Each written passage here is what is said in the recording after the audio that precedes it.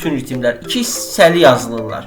Birinci hissə bəm zərbə ilə başlayar, ikinci hissə zil zərbə ilə başlayar. Ona görə də yallı 4-2 dumdaqa dumdum kimi 4-2 yox, 4-4 damdaqa dumdum tam fikri əhatə edir. Azərbaycan ritm ifaçılığında ritmlər tam fikri ifadə etməsi üçün 2 hissəli yazılır. Bəm zərbə ilə, zil zərbə ilə. Məsələn, dumbadabadam, rapadabadam. Və yaxud da dumbadaqada, dambadaqada. Fikir bitir də sual-cavab xarakterli olur. Ona görə ritmlər təkcə yazılanda yallı ritmi 4-4 ölçüdə yazılır, cəngi ritmi 4-4 ölçüdədir. Cəngi ritminin və yaxud da digər Azərbaycan ritmlərinin özəlliyi nədir? Onlar fasiləli və fasiləsiz də çalınırlar.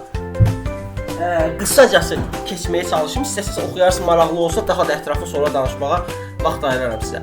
Cəngi ritmi fasiləli və fasiləsiz olur digər ritmlərimiz kimi. Yallı bir dənə elə bir şey olmur. Yallı dumdaqa dumdum, damdaqa dumdum.